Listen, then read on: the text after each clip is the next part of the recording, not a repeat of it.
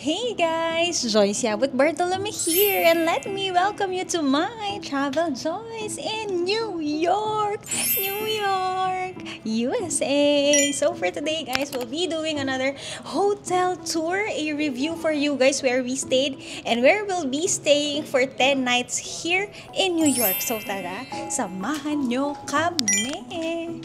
Okay guys, so when you enter our room, we have here a very big nook. Pero wala siyang upuan guys. I think this is the heater and the aircon. So dito, on this side guys, you have a full-length mirror. Okay, tapos you have here a bedside table, you have a lamp. Tapos ang mga remote. And then, what you see is what you get in this hotel. So ito ay fridge, a bar na walang laman. Okay, and then on this side naman, very quick lang to. Meron tayong king size bed dito.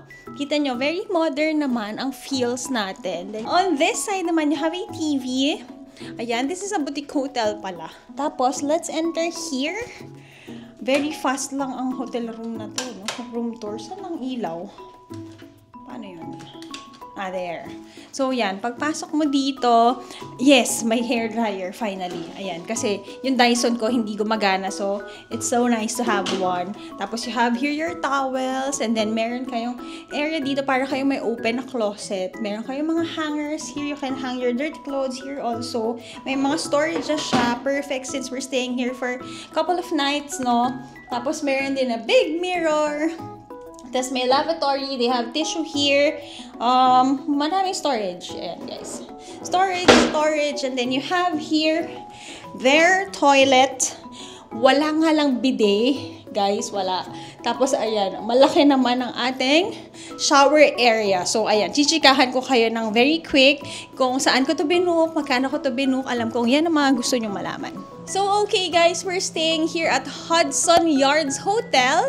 The nearest na attraction here that you can see is the Times Square.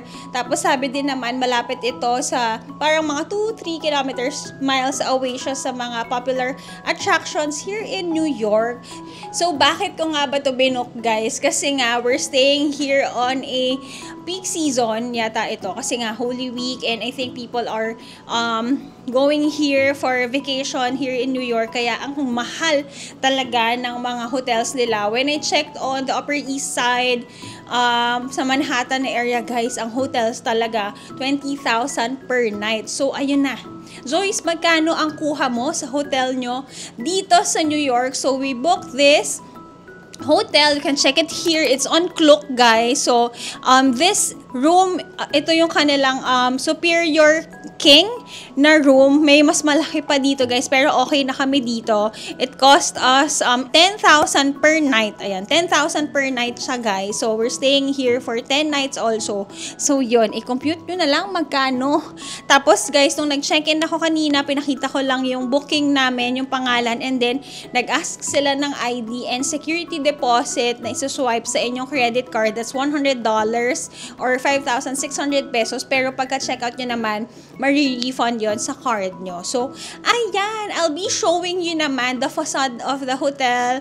Anong nasa lobby. Very modern naman siya, guys. Tapos sa baba, may microwave, may pa-coffee.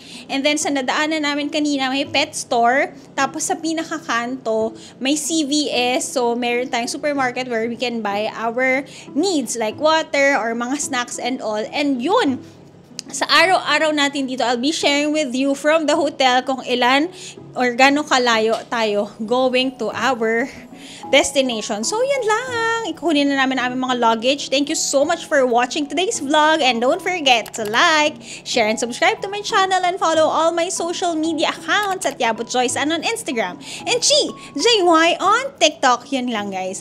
Magsama-sama tayo sa concrete jungle where dreams are made of. Okay ba yan? So, ayan. Marami kayong aabangan. Magpapahinga muna kami tonight. And kung lalabas kami mamayang gabi, sasama pa rin kayo. See you on the next one. Bye!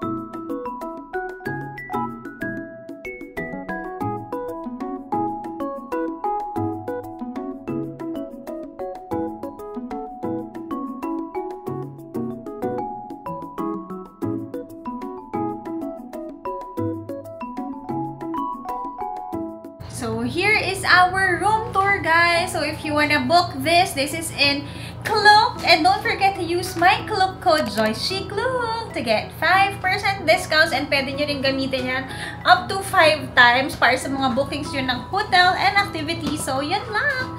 Mag-rest na tayo. And I'll see you on the next one. See ya!